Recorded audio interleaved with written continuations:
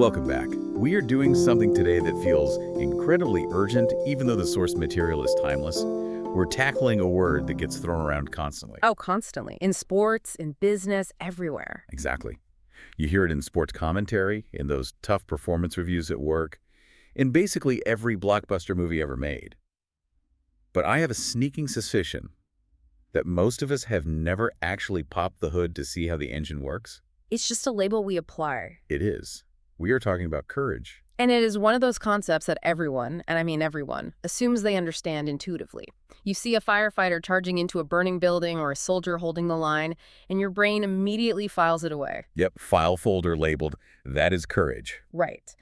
But what we are going to find today, by really digging into this essay, is that the philosophical backbone of bravery is much more complex, and frankly, much more provocative than just not being scared. Before we really get into the weeds of that complexity, I want to set the stage for exactly what is happening here today. We're trying something a little different. A different kind of conversation. It is. You are experiencing a unique two-host AI conversation powered by Google's Notebook LM for deeper, more dynamic book analysis. We are taking a massive stack of information and synthesizing it into a dialogue that, well, hopefully makes sense. And our source material today is weighty. It's important for you to know we are not just skimming a self-help blog post or giving our own opinions. We are analyzing Mortimer Adler's essay on courage. And this isn't just any essay. This is essay number 19 in the Syntopicon, Which is the index of the great ideas from the great books of the Western world. So we're tapping into a conversation that's been going on for thousands of years. And I have to be careful with my terminology right off the bat. This is an essay, not a book. Adler treats these topics as ongoing conversations across centuries of human thought. He's a moderator, in a sense. He is. So looking at essay number 19, I have to ask the skeptics question first, the one I'm sure is on some people's minds. Why do we need a deep dive on this? Yeah. Isn't courage the opposite of being a coward? Isn't it just the act of not running away when things get scary? If only it were that simple. That is the surface-level definition, certainly, the one we all carry around in our heads.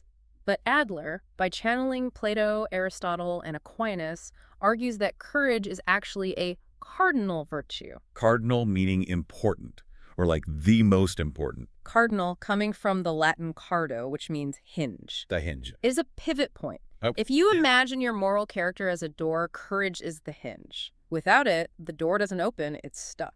So you can have a really beautifully painted solid oak door. You can have all the other virtues. You can be kind, you can be smart, you can be just. But without courage, those virtues are locked inside. They're purely theoretical. Adler's essay argues that courage directly addresses the permanent human condition of vulnerability. The fact that we can get hurt. The fact that we can get hurt, we can lose things, and we will die. Because we are human, we are vulnerable. Therefore, we must have a mechanism to deal with that vulnerability if we want to live a good life. I want to push back on that hinge metaphor for a second. A hinge feels passive. It just sits there. I usually think of courage as the hammer. It's the thing that breaks through barriers. Why is the focus on vulnerability? Because without vulnerability, courage is unnecessary. It's meaningless. If you were indestructible, if you couldn't be hurt or killed or embarrassed, you wouldn't need courage. Bravery would be your default state. It would cost you anything. It would cost you nothing. The hinge is active because it allows you to move through the vulnerability rather than being paralyzed by it. So the mission for this discussion is to move our understanding of courage from the battlefield, where we usually leave it, and bring it into the boardroom, the classroom, and even just the living room. Adler thinks courage is the bridge between knowing what is right and actually doing it. That distinction between knowing and doing is where most of us get stuck. Yeah. I can know I need to have a difficult conversation with a partner or my boss, but actually opening my mouth is a different beast entirely. Precisely. That gap is where courage lives.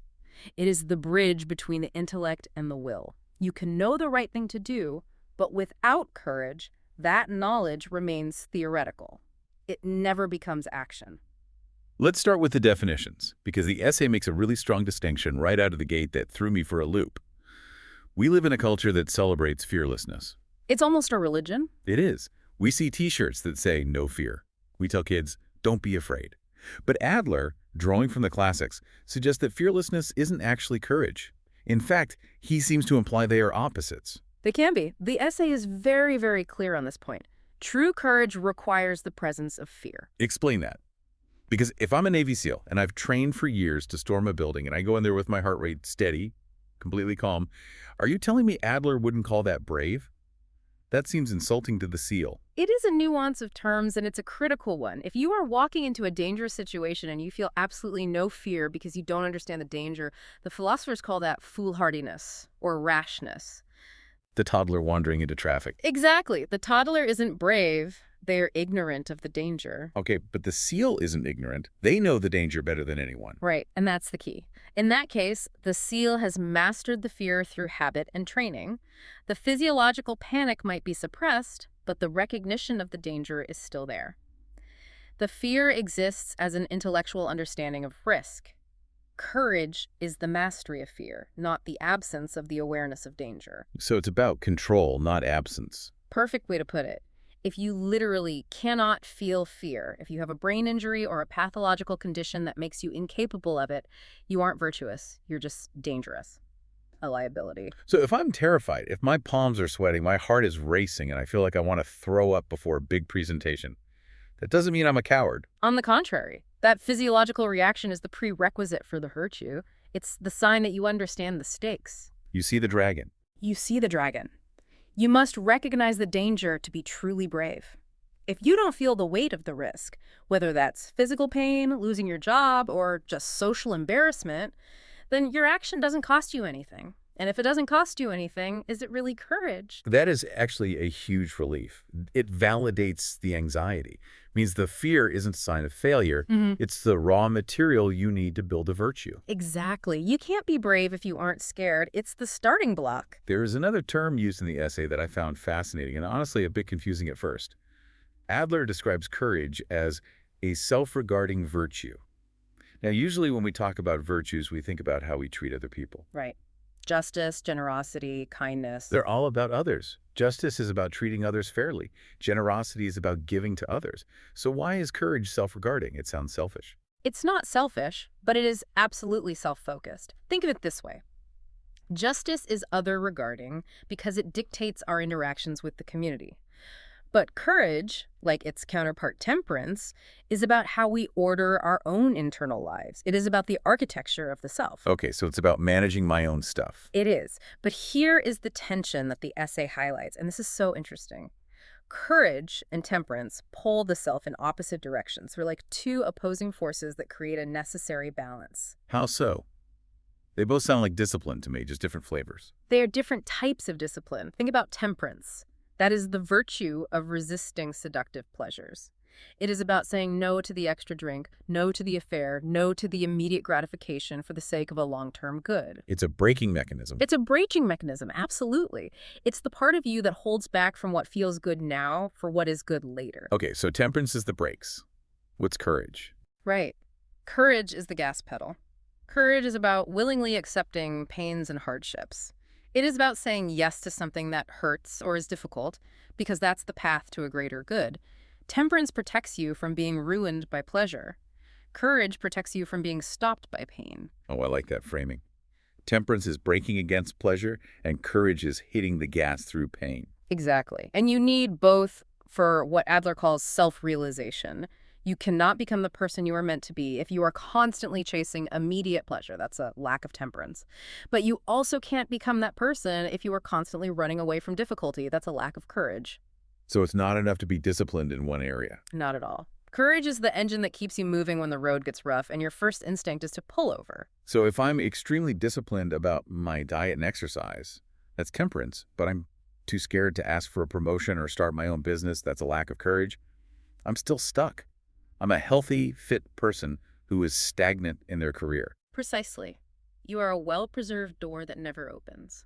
A beautiful, strong door that leads nowhere. Oof. That hits home. Okay, let's go back in time. This essay traces the history of this idea, and obviously we have to start with the Greeks, the old guard of philosophy. We have to start with Plato. There's no way around it. In dialogues like the Liches and the Republic, Plato presents a very, very intellectual view of courage. For Plato, at its core, courage is a form of knowledge. See, this is where philosophy loses people, myself included sometimes. Courage is knowledge. That sounds like something you put on a motivational poster that doesn't actually mean anything in the real world. I usually think of courage as a gut feeling, or grit or adrenaline, not an SAT question. I get that reaction. It sounds abstract. But Plato isn't talking about trivia or book smarts. He's talking about a deep, unshakable conviction, a kind of wisdom. For Plato, courage is specifically the knowledge of the grounds of fear and hope. The grounds of fear and hope. It is knowing, with absolute clarity, what should be feared and what should not be feared. Give me an example. What shouldn't be feared, according to Plato? Plato would argue that death or physical pain should not be feared, at least not in comparison to the alternative.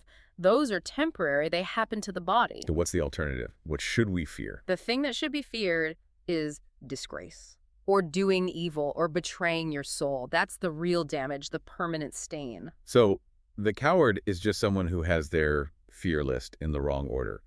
They are afraid of pain more than they are afraid of being a bad person. That is the Platonic view in a nutshell. It's a valuation problem. They've misjudged what's truly terrible.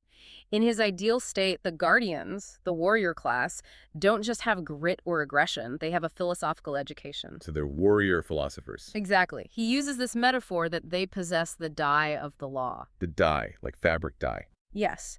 Imagine a wool dyer who wants to create a perfect purple. They go through a long process of preparing the wool so it will hold the color permanently.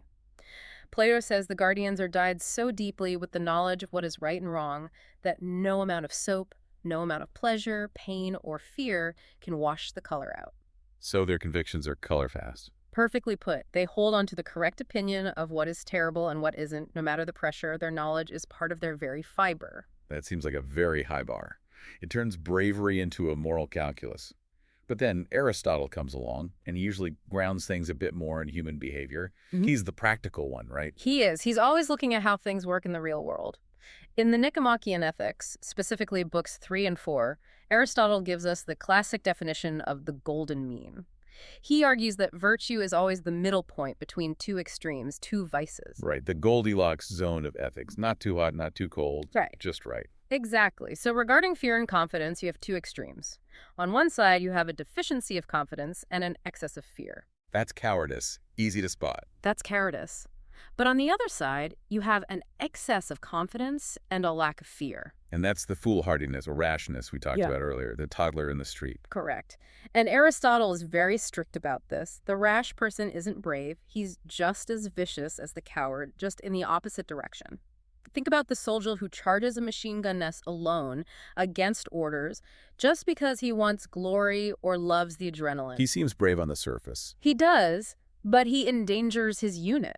He isn't serving the goal. He's just acting out of an excess of confidence and a deficit of fear. He's not seeing the situation clearly. So courage sits right in the middle. You feel the fear, but you have the right amount of confidence to act appropriately. And the key element here for Aristotle is choice, right? It's not just about your personality type. That is absolutely crucial. Aristotle argues that courage isn't just temperamental boldness. Some people are just naturally aggressive or high risk. That isn't necessarily virtue. Virtue is a deliberate choice. The courageous person chooses to face the danger for the sake of the noble. The noble. What does that mean in his context? In Aristotle's time, that usually meant for the sake of the polis, the community, the city-state.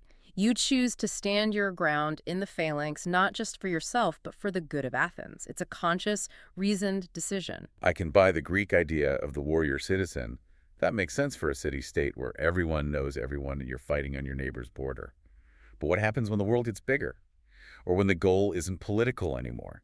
The essay seems to take a hard right turn when we hit the medieval period. It does. This is what I call the democratization of courage. It's a massive shift in thinking. Up until this point, courage was largely the domain of the hero, the warrior, the guardian. The aristocrat. It was for the strong, the elite, the men with swords. Thomas Aquinas, in his brilliant synthesis of Aristotle with Christian theology, completely changes the playing field. How does he do that? Does he just say, everyone can be brave? It can't be that simple. In a way, yes, but by shifting the object of courage. For the Greeks, the ultimate object was the polis. The highest good was the state. For Aquinas, the ultimate good is God, or true life, spiritual integrity. So the goal changes. The goal changes everything. This means that courage is no longer just about risking your biological life in battle. It is about the readiness to sacrifice your biological life for the sake of your spiritual life. And that introduces the concept of the martyr. Exactly.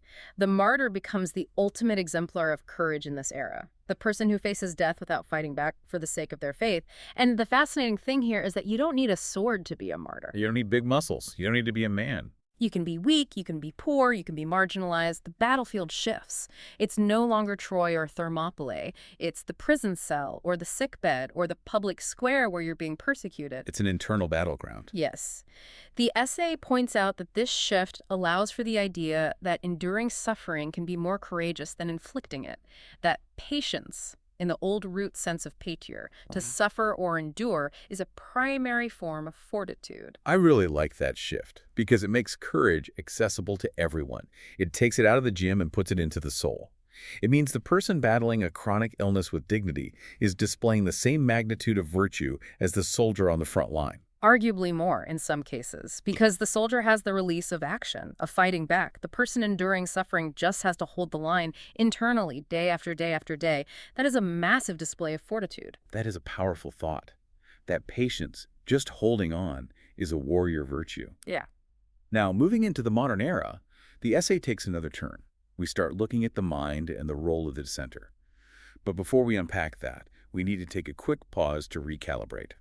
Indeed. We are covering a lot of ground here, and if you enjoy this kind of deep analysis, this method of breaking down big ideas, you might want to broaden your horizons. Check out Mindful Moments, our YouTube channel offering AI book analysis, summaries, and critiques inspiring reflection and rational thought. It is a great resource if you want to keep feeding your brain with this kind of content. It really aligns with what we're doing here, taking complex ideas and making them accessible without dumbing them down, a necessary skill in today's world. Absolutely. So back to the timeline. We are in the modern era now. The essay brings up Immanuel Kant. Now, I have flashbacks to Philosophy 101 with constrict rules, categorical imperatives. How does he fit into a discussion about courage? Kant brings us to the courage of peace, which sounds like a contradiction. In his work, Perpetual Peace, he suggests that it takes a specific kind of moral courage to envision a world order based on reason rather than force. It is the courage to put down the sword. Which feels intuitive today, but at the time that was radical. The default was always military strength. And this bleeds into what the essay calls the courage of dissent. This is a major modern theme. This is where courage becomes absolutely essential for a functioning democracy. The essay notes that opposing an unjust war, for example, or advocating for nonviolence in a violent society can require more fortitude than fighting in a trench. Explain that. Yeah. Because physically, the trench is clearly more dangerous. You can die. Physically, yes. But psychologically, when you fight in a war, you generally have the support of your community, your government, your family, and your peers. You are part of a herd, in a sense. Yeah. You have the momentum of the group carrying you forward. Right, you're a hero. People cheer for you. There are parades. Exactly. But the dissenter stands alone. To look at your own society, your neighbors, your friends, and say, we are wrong, requires an immense amount of internal strength. You risk ostracization, ridicule, losing your job, even imprisonment. You're pushing against the entire current. This connects directly to social movements. Whistleblowing, standing up for minority rights when it's unpopular. It is about correcting the majority opinion. And this is vital for you, the listener, to understand. In the modern world, the battlefield is often the court of public opinion, or sometimes it's something even smaller. The office meeting. The office meeting. That seems like a stretch. Think about it. You're in a boardroom. Everyone agrees on a strategy that, deep down is unethical, or maybe just a disaster waiting to happen. The boss loves it. The team is on board. There's momentum. Everyone wants to get to lunch. Right. It takes physical courage to run into a fire, but it takes a very real moral courage to be the one person who raises their hand and says, wait a minute, I have concerns. This is wrong. And that silence, the failure to raise your hand, is often just cowardice, disguised as being a team player or not rocking the boat. Precisely. That is the modern equivalent of dropping your shield and running from the phalanx. I want to get into some of the conflicts mentioned in the essay, because philosophers never agree on everything, and Adler does a great job of showing the tension. There's this fundamental debate between the head and the heart. Yes, and we touched on this with Plato versus Aristotle. It is the intellectual view versus the emotional or habitual view. The core question is, can courage be taught like math? Plato would say, effectively, yes. If you truly know what is good, you will be brave. Ignorance is the only real reason for cowardice. But Adler seems to side with Aristotle here. And honestly, so do I. I know plenty of very smart people who are cowards. Their intellect doesn't seem to help them. Adler definitely leans toward Aristotle's psychological realism. Aristotle argues that knowing isn't enough. It's necessary, but not sufficient. You can know smoking is bad for you and still smoke. You can know you should stand up to a bully and still freeze. The knowing doesn't translate to doing. Right. Aristotle argues that courage is a moral virtue, which means it resides in the appetitive part of the soul, the will and the emotions. It must be habituated. You become brave by doing brave things over and over. Fake it till you make it. In a way, yes. A more charitable way to put it is practice until it becomes character. By repeatedly facing small fears and acting rightly, you train your emotions to obey your reason. It becomes a habit. You can't just read a book about courage and suddenly become brave. You have to go to the gym, so to speak. There is another really interesting debate in the essay about the unity of virtues. And this brings up a problem that I think we have all wrestled with, the Nazi soldier problem. Or, more broadly, the brave villain. Can a bad person be truly brave? This is one of the thorniest problems in ethics, and the essay lays out the conflict beautifully. Let's play it out. Imagine a soldier fighting for a regime we all agree is evil like the Nazis in World War II. This soldier runs into heavy machine gun fire to drag his wounded comrade to safety. He is terrified, he risks his life, he overcomes that fear, he saves his friend. Is that action an act of courage? My gut says yes. I mean, the action itself is heroic. He overcame fear to help someone. That looks, smells, and feels like courage to me. That is the independence position, the Aristotelian view, that the machinery of courage functions regardless of the cause. You can have the skill of bravery, but the Stoics and Plato would say absolutely not. No question. Why? Because he's a Nazi. Because the uniform paints the act. Because of the unity of virtues. They argue that virtues are like a package deal. You cannot have one without the others, at least not in its true form. Courage must serve justice. Prudence must guide it. If the cause is unjust, the action cannot be virtuous. So what would they call it? What is the soldier displaying if not courage? They would say, this soldier isn't displaying courage, he is displaying a counterfeit. Perhaps it's rashness or a fierce stubbornness, or just a very disciplined form of anger or herd instinct. But because it aids an evil cause, they would argue it cannot be a virtue. A virtue, by definition, must make you a good person and lead to a good life. If your bravery helps you commit genocide, it is not a virtue. That is a hard line to take.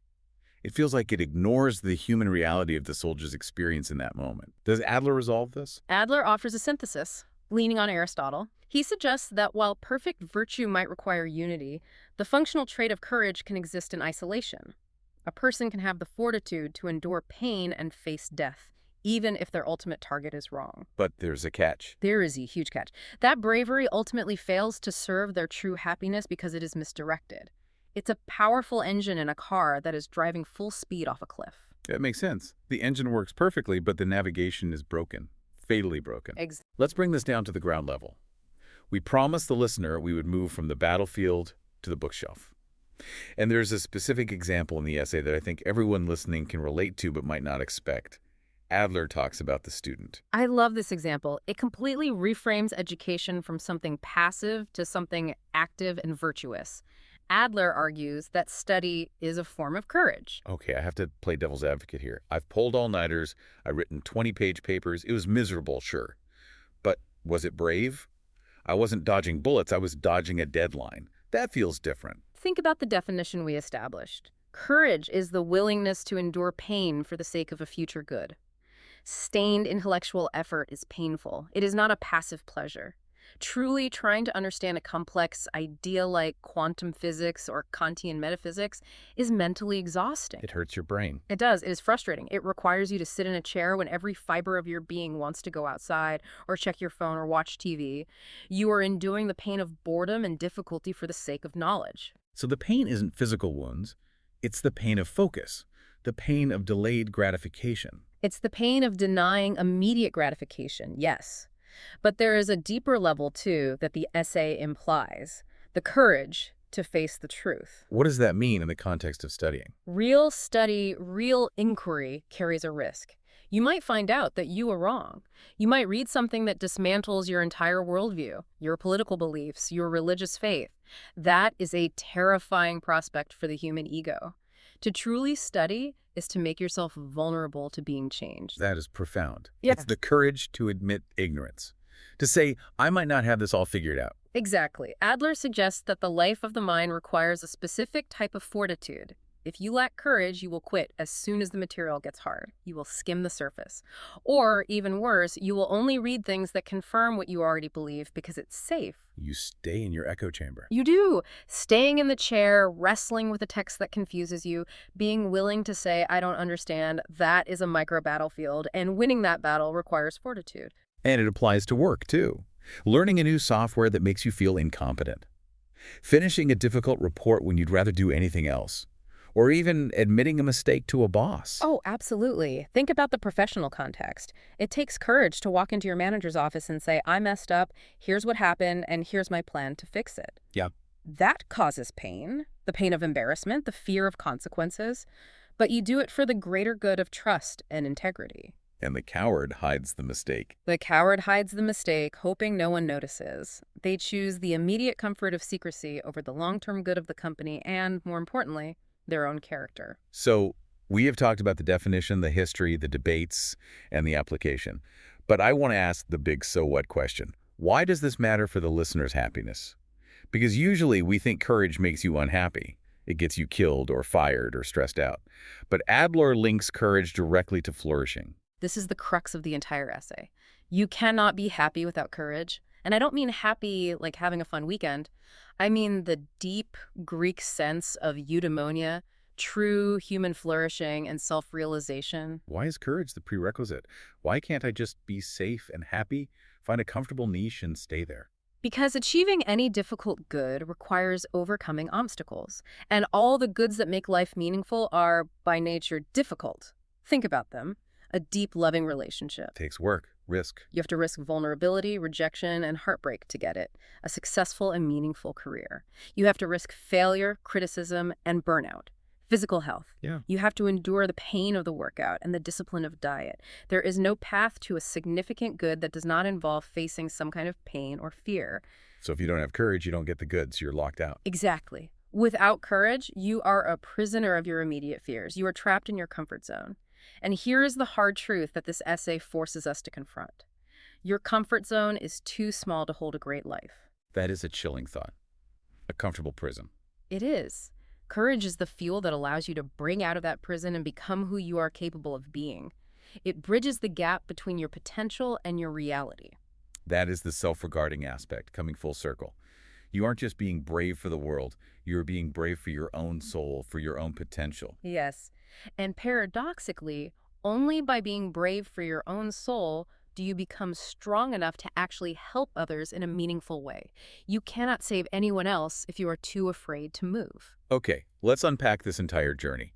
We have gone from the Greek warriors with their dyed souls, their permanent convictions, to the Christian martyrs finding victory in suffering. Then to the modern dissenter, standing alone against the mob or even just against the consensus in a boardroom. And finally, we have looked at the students sitting alone at their desk, fighting the urge to quit, fighting the pain of concentration. It's an incredible spectrum. It is a massive journey. And what I find most encouraging is the underlying message that courage is not a fixed trait. It is not like eye color or height. You aren't just born a coward and stuck that way. It's a habit, a practice. It is a habit. It is a muscle. You can build it. You can start with small fears. Speak up in a low-stakes meeting. Read a book that intimidates you. Have a slightly uncomfortable conversation with a loved one. You build the tolerance for that discomfort. So what does this all mean for the listener right now? How do we leave them with something to chew on, something that sticks? I think the final provocative thought is this. We often tell ourselves we aren't doing the thing we want to do because we don't have the time or the money or the resources. I'd start that business, but the economy is bad. I'd fix my marriage, but we're too busy. The excuses. They're excuses. Adler, through this entire tradition, would ask us to stop lying to ourselves. The real roadblock isn't external. It's internal. So what is the real question we should be asking? The question is, what good in your life, what dream, what relationship, what achievement are you currently avoiding simply because you aren't willing to endure the necessary pain to get it? Where are you choosing immediate comfort over your own happiness? That is a question that will keep you up at night. Yeah. And that is exactly why we do these analyses, to shake things up a bit, to ask the hard question. Absolutely. Comfort is overrated when it comes to a flourishing life. We hope this discussion has given you a new lens to look at your own challenges. Maybe that difficult email you need to send doesn't just feel like a chore anymore. Maybe now it feels like an opportunity to practice a cardinal virtue. And to move one step closer to that self-realization. A small step on a long but worthwhile road. Before we go, we want to make sure you have access to the full breadth of these ideas. Click the link on screen for more on this and other essay subjects. Subscribe, share, purchase via link, and think rationally. It is the best way to support the show and, more importantly, to support your own learning. And as we sign off, remember to keep diving deep.